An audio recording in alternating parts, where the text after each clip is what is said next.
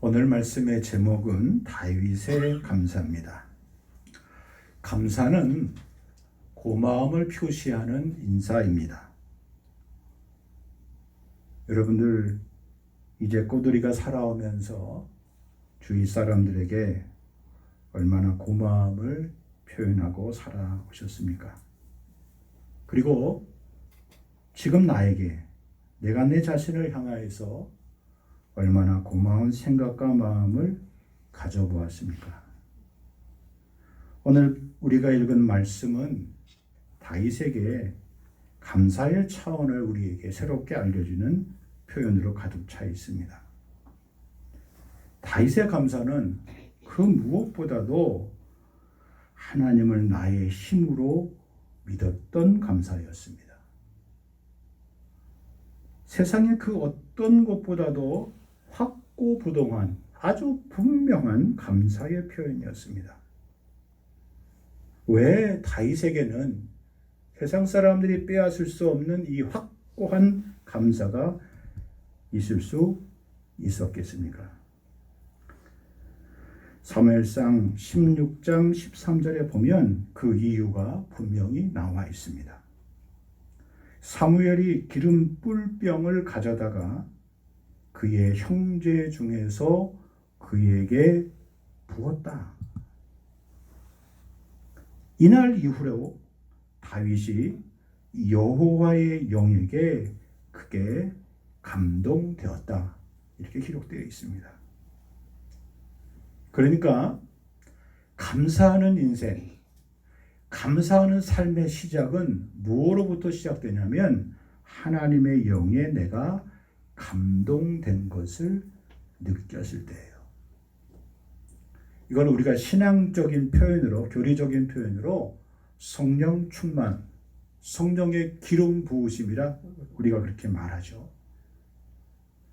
성령을 받으면, 성령을 충만히 받으면 어떠한 결과가 삶에서 드러납니까?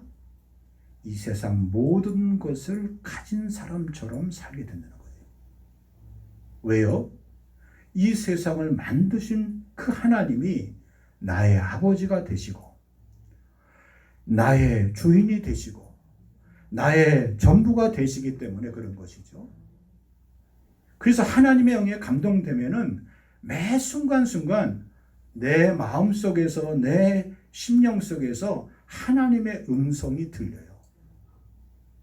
내가 무슨 일을 계획하든 내가 어떤 일을 하든 간에 하나님이 내게 공급해 주시는 힘의 그 전율을 느끼며 살게 된다는 것이죠.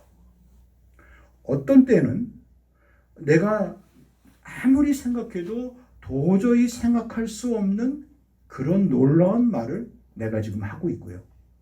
또 어떤 때는 다른 사람들이 전혀 생각하지 못하는 아주 놀랍고 기이한 생각과 발상을 내가 지금 하고 있고요. 또 어떤 때는 아무도 나를 막지 못하는 그런 거침없는 인생의 길을 내가 지금 걷고 있음을 나만 느끼는 것이 아니라 주변 사람이 느껴요. 그래서 아무도 나를 건드리지 못합니다. 막지 못합니다. 그것이 하나님의 영에 감동된 다윗의 표현이죠. 그래서 다윗은 하나님을 세상에서 가장 확실하고 분명하고 가장 짧은 말로 표현했어요. 하나님이 누구십니까? 하나님은 나의 힘이다. 하나님은 나의 파워입니다. 하나님은 나의 권세입니다. 하나님은 나의 능력입니다. 그 하나님이 나의 힘이 되시기에 다윗은 무서우지 않았던 것이죠. 특별히 여기 표현 가운데 보세요. 그의 형제 중에서 그에게 부었다는 겁니다. 이 표현은 그의 형제 중 한 사람에게 부어줘야 했을 그 기름이 전혀 생각 밖에 자기에게 부어지게 됐다는 거예요. 그래서 기름을 부는 그 자리에 없었던 다윗이지만 그 형제들이 다 지나간 다음에 따로 기다려서 시간이 지난 다음에 자기가 아버지 앞에 아버지 집에 돌아오게 되었어요. 여러분 그 장면을 가만히 한번 생각해 보세요. 큰 형도 있고 둘째 형도 있고 형들이 7명이 쫙 있는데 아버지 생각도 그렇고 그 형들 생각도 그렇고 그 형들 가운데 한 사람이 이스라엘의 다음 주권자 왕이 될 것으로 다 그렇게 자신들이 믿고 있었는데 하나님은 그 형제들을 돌아보지 않으셨어요. 이 어린 다윗이 와서 사무엘이 그에게 기름 뿌려서 기름을 부을 때 하나님의 영이 감동하게 됐다는 겁니다. 여러분, 하나님의 역사, 하나님의 은혜, 하나님의 축복, 하나님의 은총은 이렇게 사람들이 생각하는 방법과 그리고 기회를 전혀 다른 방향에서, 다른 차원에서 주어지게 되는 것을 알게 됩니다. 그래서 그것이 감사한 거예요. 내가 하나님 앞에 이제 역사의 무대에 이 다윗이란 이름이 등장하게 되는 겁니다. 구약에서 무려 300번 이상 다윗이라는 이름이 나오고요. 신약에서도 60번 이상이 다윗이라는 이름이 나와요.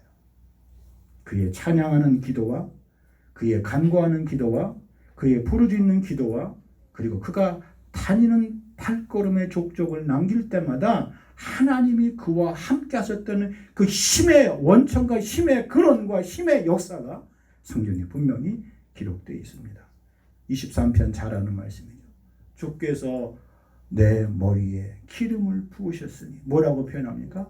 내 잔이 인생의 잔이 넘치나이다. 내가 내 잔에 채워서 부는 것이 아니라 주께서 내 인생의 잔에, 내 인생의 영역에, 내 인생의 가정에, 내 인생의 삶의 사업과 내 삶의 터전 위에 주님이 위로부터 부어주신다는 거예요.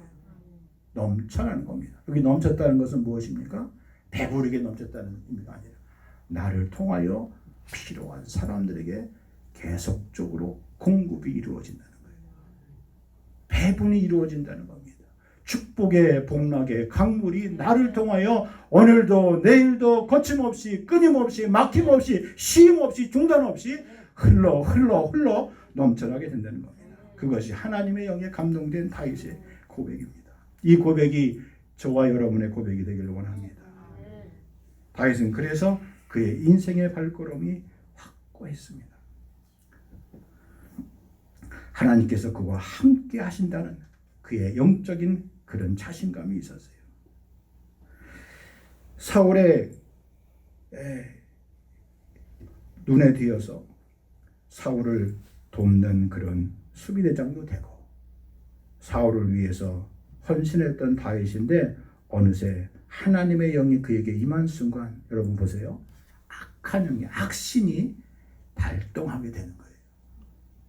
하나님의 영이 충만한 사람에게는 늘 무엇이 일어납니까? 하나님의 영에 충만한 것을 방해하고 넘어뜨리려는 악한 영의 세력도 똑같이 바로하고 똑같이 난리를 치는 겁니다. 자기를 끝까지 보호해주고 자기를 지지해줄 줄 알았던 사울이 그날 이후로부터 다윗을 대적하게 되고 다윗을 쫓아다니는 사람이 되고 맙니다. 무엇 때문에 그렇죠? 우리가 아는 사무엘상 17장에서 블레셋의 장수 다윗이 골리앗을 물리치는 순간부터 이런 일이 벌어지게 돼요. 다윗이 골리앗을 무너뜨리는 과정을 보면요. 성경에 보니까 재밌는 표현이 몇 가지 나옵니다. 17장 17절. 아버지가 다윗에게 심부름을 보냅니다. 볶음국식 한 네바, 떡덩이 10개, 치즈 10덩이를 가지고 형들이 전쟁터에서 잘 있는지 안부를 확인하고 그 증거를 가져오라고 심부름을 시켜요. 다윗은 기쁜 마음으로 전쟁터에 나갑니다. 그런데 거기서 그가 놀라운 일을 보게 돼요. 17장 26절 다윗 곁에 서 있는 사람들에게 말합니다.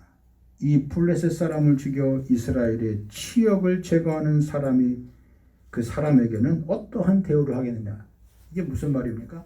아무도 무서워서 골리앗과의 맞상대로 나서는 군대가 없어요. 군사가 없어요. 장수가 없어요. 왕이 아니에요. 다윗의 마음속에는 그것이 아주 참을 수 없는 모욕이었어요. 그래서 이 할례받지 않는 하나님을 믿지 않는 블레셋 사람이 누구기에 살아계시는 하나님의 군대를 모욕하느냐. 하나님이 지금 우리를 위하여 일하시고 우리를 도우시고 우리의 군대가 되시는데 이 살아계시는 하나님의 군대를 모욕하는데 왜 가만히 있습니까? 왜 아무런 일을 행하지 않고 있습니까? 그러면서 자기가 나서겠다고 왕에게 나서서 얘기합니다. 그러자 형도 말리고 왕도 말리고 주변에 있는 신하들이 다 말렸을 때에 사울이 자기의 갑옷을 벗어서 다윗에게 입고 나가라고 그렇게 말할 때 그때 다윗이 한 유명한 말입니다. 사무엘상 17장 47절이옵니다. 여호와의 구원하심이 칼과 창에 있지 아니함을 이 무리에게 알게 하리라. 전쟁은 여호와께 속한 것인즉 그가 너희를 우리 손에 넘기리라 그랬습니다. 여호와의 구원하심이 칼과 창에 있지 아니함을 이 무리로 알게 하리라 그랬습니다. 현실 속에서 우리가 늘 겪고 있는 고민이 무엇입니까? 하나님의 구원하심에 대한, 하나님이 내 인생의 나의 힘의 원천임을 우리가 부인하면, 믿지 못하면 세상의 모든 것들이 우리에게 버거운 짐으로 우리에게 다가옵니다. 인생의 크나큰 짐으로 다가옵니다. 걱정의 짐으로 다가옵니다. 근심의 짐으로 다가옵니다. 눈물과 한숨의 짐으로 다가올 수밖에 없습니다. 그러나 다윗은 세상의 힘의 균형을 믿지 않았어요. 그리고 그것을 어떻게 봤습니까? 내가 들에서 양을 지킬 때 사자의 발톱과 곰의 발톱을 찢었던 그 하나님의 은혜, 그 하나님의 능력을 그가 믿으며 저들도 이와 같이 되리라. 그는 그렇게 고백했습니다. 여러분, 믿음 생활의 신앙생활의 가장 큰 묘미가 뭐라고 생각하십니까? 사람들이 생각하는 상식의 틀이 깨어지는 거예요. 사람들이 정해놓은 그 법칙이 무너지게 되는 거예요. 그 믿음의 법칙으로 우리가 그것을 깨뜨릴 때 우리는 세상에 그 어떤 것보다도 하나님의 힘이 나의 힘이 됨을 믿게 되는 것이죠. 말씀의 세상이 시작됨을 경험하게 되는 것이죠.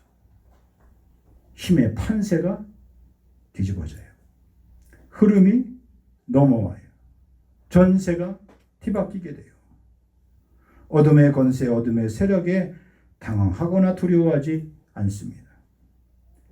다윗이 감사한 것은 바로 이 세상의 균형추를 하나님이 갖고 계신다는 그런 분명한 믿음이 있었어요. 그래서 그는 감사할 수 있었습니다. 바로 역전되는 그런 은혜가 있기를 주의 이름으로 간절히 축복합니다. 다윗의 감사는 두 번째로 고난 가운데 드렸던 감사예요. 오늘 본문 18장 6절의 말씀에 보니까 내가 환난 중에 여호와께 아뢰며 나의 하나님께 부르짖었더니 그랬습니다. 다윗의 환난의 과정을 보면 여기 앞에 화면에 잠깐 보세요. 그가 사울의 칼날을 피해서 도망 다녔던 과정이 쭉 나옵니다. 광야로 그리고 동굴로 도망 다니게 됩니다. 십광야에서는 사울이 3,000명의 군대를 이끌고 광야를 에워쌌습니다. 그런데 그곳에서 다윗의 부하였던 아비새는 사울을 죽일 수 있는, 왕을 죽여버릴 수 있는 그런 기회를 참아요. 그래서 다윗에게 간청합니다. 이 지긋지긋한 광야 생활을 지금 끝낼 수 있는 기회를 하나님이 우리에게 주셨습니다. 우리가 왕을 없애면 바로 우리가 집권할 수 있고 당신이 왕이 될 수 있습니다. 부하가 간청을 해요. 그러나 다윗이 그것을 허락하지 않습니다. 뭐라고 말하면서 허락하지 않습니까? 하나님께서 기름 부은 자를 내가 결코 해할 수 없다 그랬어요. 그래서 조용히 다윗이 갖고 있는 무기와 물병만 슬쩍 가지고 나옵니다. 마온 광야에서는 또다시 사울의 군사들이 다 에워쌌습니다. 그런데 그때 다윗의 친구이자 사울 왕의 아들이었던 요나단이 와서 피할 길을 알려줘요. 그리고 요나단을 통하여서 놀라운 말을 듣게 해요. 내가 하나님의 음성을 들었는데 주께서 말씀하시기를 장차 이스라엘의 왕은 내가 아니라 네가 될 것이다. 요나단으로부터 그 말을 듣고 다윗은 용기를 얻습니다. 그리고 또다시 길을 떠나서 엔게디로 도망갑니다. 엔게디에서 또다시 동굴에 들어와 있는 사울을 두 번째로 죽일 수 있는 절대절호의 기회가 왔지만 거기서도 다윗은 그 기회를 잡지 않고 왕을 다시 보내줍니다. 그리고 당신이 왜 나를 끝까지 이렇게 죽이려고 하는지 사울왕을 설득하고 울며 보내게 됩니다. 그리고 또다시 바란 광야로 도망갑니다. 이 바란 광야에서 다윗은 자신의 생각과 전혀 뜻밖의 다른 아비가일을 만나게 됩니다.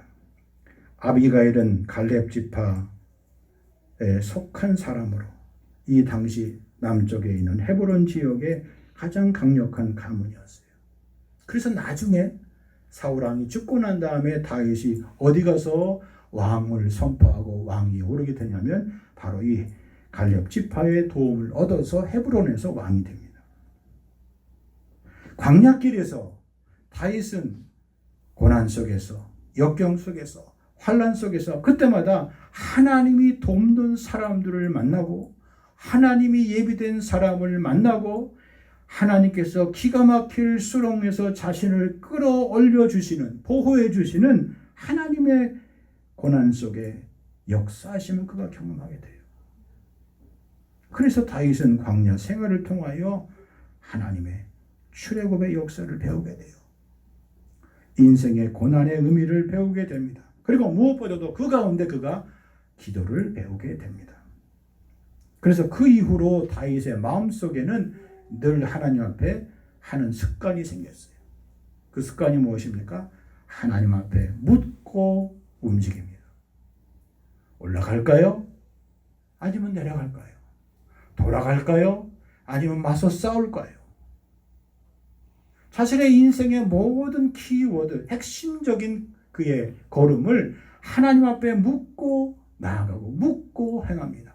하나님이 머물러라, 움직이지 말아라, 기다려라 그러면 그는 기다리게 되는 겁니다. 예수님께서 하신 팔복 가운데 우리가 기억한 말씀, 온유한 자는 복이 있나니. 저희가 뭘 차지한다 그랬어요? 땅을 기업으로 차지한다 그랬어요. 여러분, 온유함은 무력한 것이 아니에요. 온유함은 절제되고 통제된 힘으로 하나님의 말씀과 하나님의 때를 기다리며 살아가는 힘이에요. 그래서 세상 사람들 가운데서도 말소리가 크거나 높지 않는 사람, 말이 적은 사람, 그리고 행동으로 움직이는 사람, 그런 사람들이 무서운 겁니다. 그들은 자신의 때를 알아요. 이 상황에, 이 경우에 내가 어떤 말을 해야 할지 아는 사람들이에요. 다윗은 그것을 배웠어요. 그런 그에게도 고통의 나날이 계속됐습니다. 시편 55편에 보면은 우리가 잘 아는 표현을 다윗이 이렇게 표현하고 있습니다. 나는 말하기를 만일 내게 비둘기같이 날개가 있다면 날아가서 편히 쉬리로다. 내가 멀리 날아가서 아무도 없는 광야에 머무리로다. 내가 나의 피난처로 속히 가서 폭풍과 광풍을 피하리라 하였도다 했습니다. 내가 만약 새가 돼서 나는 날개가 있다면 여러분에게도 그런 시간이 있고 그런 순간이 있죠. 세상 만사가 다 귀찮고 아무도 없는 곳에서 아무도 찾지 않는 곳에서 나 혼자만의 시간을 갖고 싶은 때가 있죠. 그러실 때 오늘 다윗의 광야의 감사 기도, 나는 지붕 위에 있는 외로운 참새와 같다. 시편 102편에 있는 표현처럼 그도 그렇게 가혹한 시간을 보냈습니다. 그는 그곳에서 하나님 앞에 기도하고 하나님의 때를 기다렸습니다. 시편 119편 71절 고난당한 것이 내게 유익이라 내가 고난 중에 주의 율례를 배우게 되었나이다. 아멘. 시편 55편 21절 내 집을 여호와께 맡기라 그가 너를 붙드시고 의인의 요동함을 영원히 허락하지 아니하리라. 그 외로울 때 환난당한 자, 핍박당한 자, 마음이 원통한 자를 한 명도 아니고 10명도 아니고 무려 400여 명이나 아둘람굴에 보내줬습니다. 우리의 세상적인 시각으로 보면 이것은 희망이요 소망이 아니라 절망이에요. 자기와 부하들 몇 명이 도망 다니는 것도 버거운데 자기의 식구들 그리고 환난을 당한 자, 핍박을 당한 자, 원통한 자, 마음에 빚진 자 이런 사람들이 자기에게 피난 삼아서 도망온 거예요. 다윗은 이 가운데 이들을 건사하고 이들을 돌보면서 하나님의 은혜를 톡톡히 맛을 봅니다. 아마 우리 성도 여러분들 가운데 그런 경험들 하신 분들이 있을 거예요.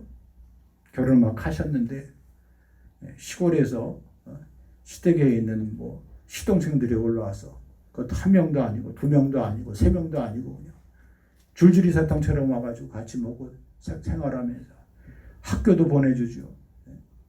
심지어는 결혼할 때까지 다 그 뒤를 다 봐주죠. 그런 어머니들, 그런 아버님들이 계시다고요.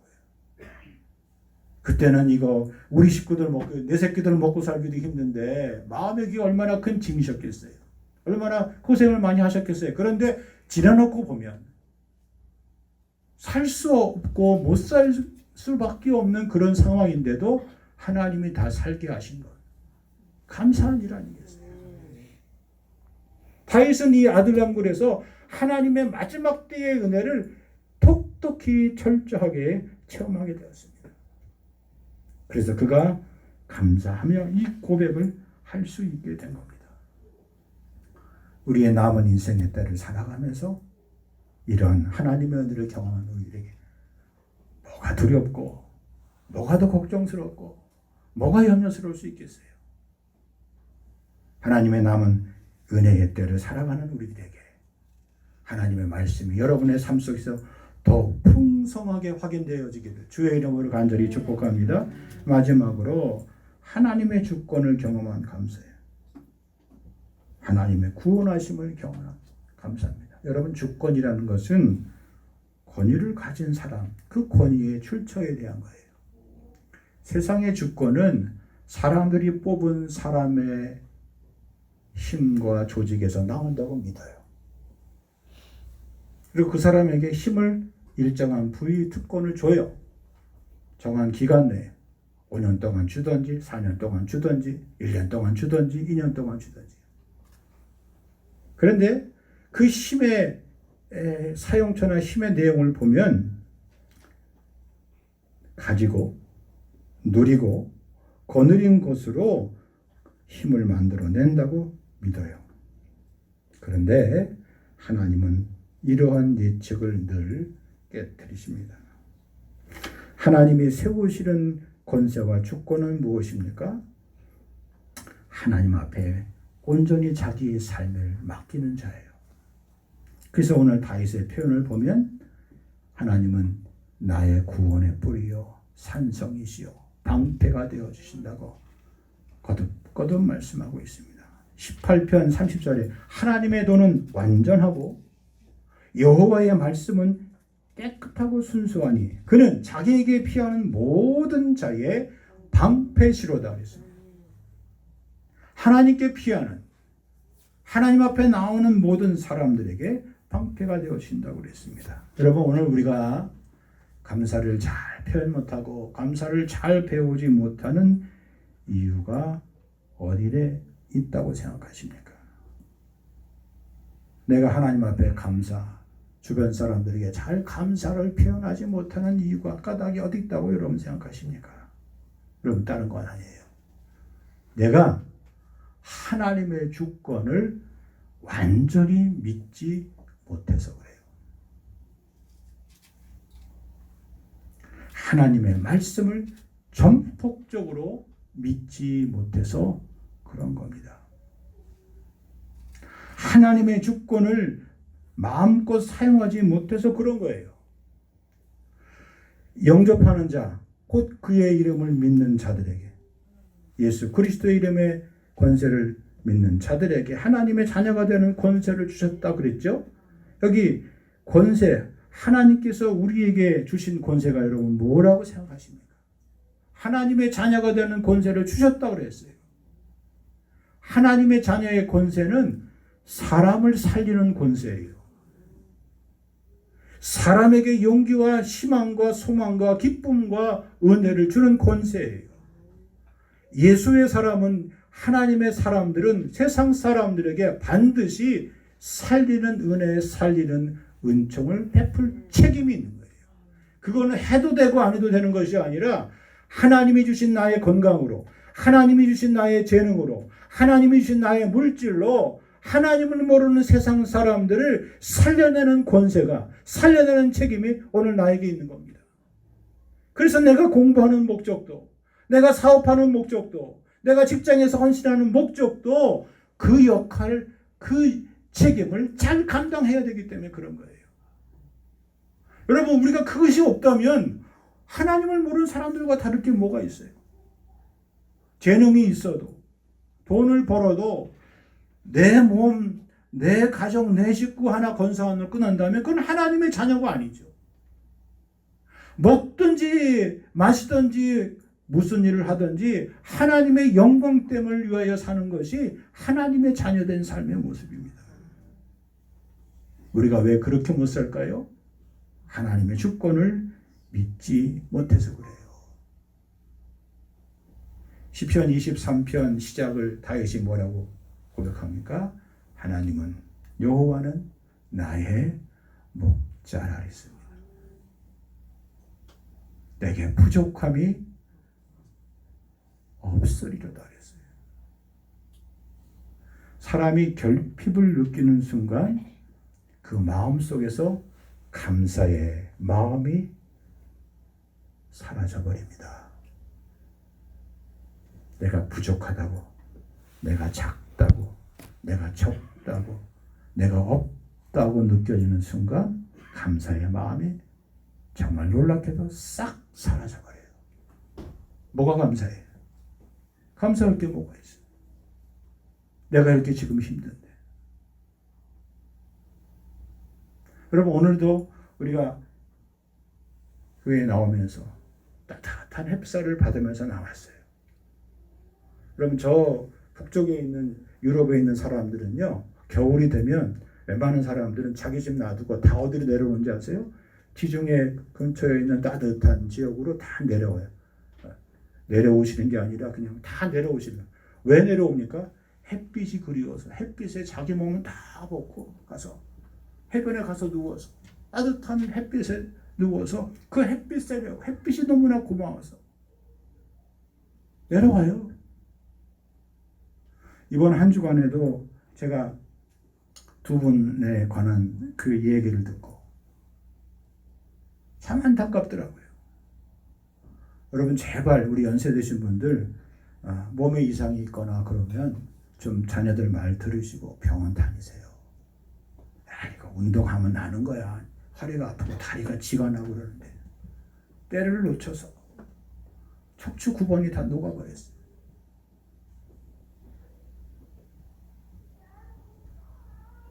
내 몸이 아프고 내 지체가 부족해서 누군가 손에 의해서 다녀야 되고 누군가의 도움이 없이는 꼼짝달싹 하지도 못하고 누군가의 도움이 없이는 그 음식물조차도 내 힘으로 내 손으로 먹고 소화시킬 수 없는 분들이 얼마나 많아요. 어저께도 이렇게 갖다 내려가는데 보니까 두 분이서 그 한 분이 실버 칼을 들고 한 분이 가는데 한 분이 안 돼서 양쪽에서 두 분이 이단희 쪽으로 걸어 넘어가시는데 너무 안타깝더라고요. 나온 차들이 다 서 있어요. 그분들이 그 잠깐 지나가는 순간 아마 모두들 저와 같은 안타까운 마음일 거예요. 여러분 우리가 이렇게 내 사지가 내 몸이 이렇게 건강하고 그래도 하나님 앞에 이렇게 마음껏 나와서 찬양하고 내 목소리로 찬양하고 마음껏 부르짖어 찬양하고 기도할 수 있고 감사할 수 있고 얼마나 감사한 일.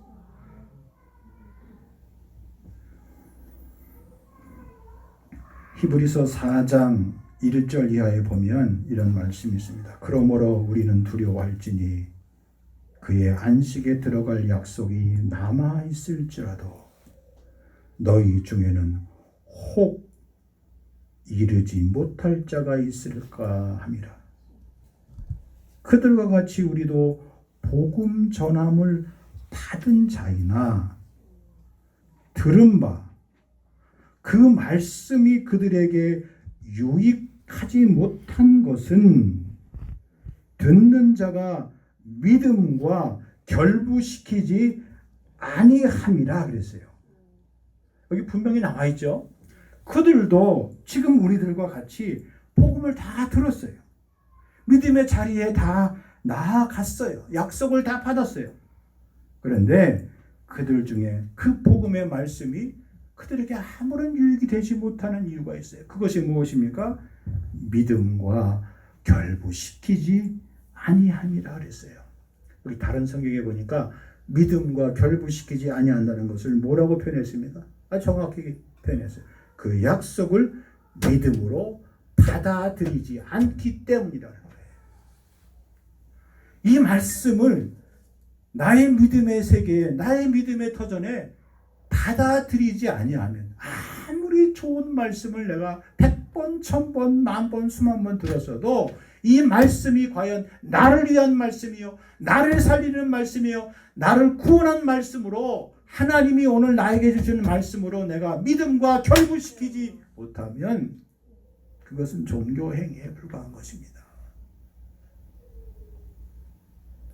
여러분 오늘 입으로 마음속으로 집에 돌아가셔서 마음속으로 주님을 향하여 이렇게 외쳐보시기 바랍니다. 주님 감사합니다. 주님 감사합니다. 주님 감사합니다. 주님 감사합니다. 감사로 예배하는 제사드리는 자가 하나님을 영화롭게 하나니 그의 행위를 옳게 하는 자에게 내가 하나님의 구원을 보이리라. 이 귀한 축복이 감사의 이 아침에 저와 여러분들에게 임하기를 주의 이름으로 간절히 축복합니다. 하나님 아버지 이 말씀을 기억하며 이 시간 기도하기를 원합니다. 다윗의 감사가 나의 감사임을 믿습니다. 하나님 아버지 2022년 한 해 동안 우리가 하나님 앞에 감사한 시간과 사건들을 이 시간 되돌아봅니다. 어린 나이에 자기의 모름에 기름이 부어지는 순간 다윗은 하나님께 감사합니다. 아, 하나님이 나와 함께 하시는구나. 영원토록 나의 힘이 되어 주시는구나. 주께서 내 머리에 기름을 부으셨으니 내 인생의 잔이 차고 넘치나이다. 그런 이런 확고한 감사의 살았습니다. 어떠한 시련과 환난과 전쟁 때 싸움에서도 그는 물러서지 않았습니다. 바로 역전되는 전세를 바꿔주시는 어둠의 권세와 세상을 무너뜨리는 하나님의 놀라운 힘을 그가 사용했습니다. 때로 그에게 주어진 고난의 시간, 광야의 생활 가운데, 고통스러운 아버지 생활 가운데 하나님의 구원하심을 바라보며 기도하며 고난이 극심하면 극심할수록 하나님의 응답은 분명했고 하나님의 역사는 강력했음을 체험했습니다. 아버지 하나님 출애굽의 역사를 배웠습니다. 삶의 고난의 의미를 배웠습니다. 고난당한 것이 내게 유익이라 내가 고난 중에 주의 율례를 배우게 되었다고 말씀했습니다. 내 인생의 짐을 주께 맡기며 의인의 유동함을 결코 허랑치 아니하시는 하나님을 믿고 의지했습니다. 오 주님, 그런 기도의 사람, 고난 중에 감사하는 저희가 되기를 원합니다. 하나님 아버지, 이 땅에 주어진 모든 것들 하나님의 주신 권세와 능력과 권세를 사용하기를 원합니다. 하나님의 너는 분명히 완전하고 하나님의 말씀은 깨끗하고 순수하니 그에게 피하는 모든 자에게 방패가 되신다고 말씀해 주셨습니다. 주여, 영접하는 자, 그의 이름을 믿는 자들에게 하나님의 자녀가 되는 사람을 살리는 권세를 주셨으니 사람에게 희망과 용기를 주는 권세를 주셨으니 주님, 쓰게 하시고 사용케 하시고 체험케 하여 주옵소서. 나의 목자가 되신 주님, 부족함이 없는 은혜를 주시고 하나님의 주권을 인정할 때마다 체험의 역사, 흐름의 역사, 그리고 풍성한 은혜의 삶을 느끼게 살게 하여 주옵소서. 이 말씀을 나의 믿음과 결부시키게 하여 주시고 이 약속을 내 믿음의 세계 가운데 심게 하시며 믿음으로 받아들이게 하여 주옵소서. 하나님, 오늘도 내 인생에 바로 그 정확한 혼란의 자리, 핍박의 자리, 고난의 자리, 아픔의 자리, 절망의 자리, 슬픔의 자리나 할지라도 그 자리에 비치고 계시는 하나님의 구원의 역사, 공의로운 해가 떠올라서 치료의 광선이 비추시는 하나님을 경외하는 우리에게 주시는 은혜의 햇빛을 받고 일어서게 하여 주시옵소서. 감사로 제사드리며 예배하며 하나님을 영원롭게 할 수 있는 저들 되게 주시고 반드시 하나님의 구원하심을 보이는 우리 모두가 되게 하여 주시옵소서. 주님 홀로 영광 받아 주옵소서. 예수님의 이름으로 기도하옵나이다. 아멘. 주님 감사합니다. 이 시간 하나님의 주신 그 크신 사랑과 은혜에 감격하여 귀한 추수의 열매를 드립니다. 하나님, 우리의 생애를 받아주시고 우리 인생의 남은 계절 위에 하나님께서 돌보아 주시고 거두어 주셔서 주님의 귀한 선물로 주님 쓰임받게 하시며 존귀한 인생으로 살아가게 하옵소서. 강건한 인생으로 저들을 붙들어 주옵소서. 시베일과 감사와 선교와 예배당 건축 헌금과 서원 예물로 드립니다. 하나님, 받으실 뿐만 아니라 반드시 이 땅과 열방을 위하여 귀하고 값지고 존귀하게 저들을 언제든지 준비된 대로 사용하여 주옵소서. 세우신 교회와 이 나라와 이 백성을 주님 긍휼히 여겨주시고 동일한 은혜로 덧입혀 주옵소서. 이제는 부활 생명 되시는 주 예수 그리스도의 은혜와 아버지 하나님의 넘치는 크신 사랑하심과 성령의 위로와 교통케 하심이 오늘의 진정한 감사의 제물로 아버지 앞에 산 예배드리는 심령 위에, 생애 위에, 가정 위에, 직장 위에, 사업장 위에, 자녀들의 학업과 장래의 미래의 계획 위에, 세우신 우리 영광교회 위에 영원토록 길이 함께하여 주옵시기를 간절히 축원하옵나이다. 아멘.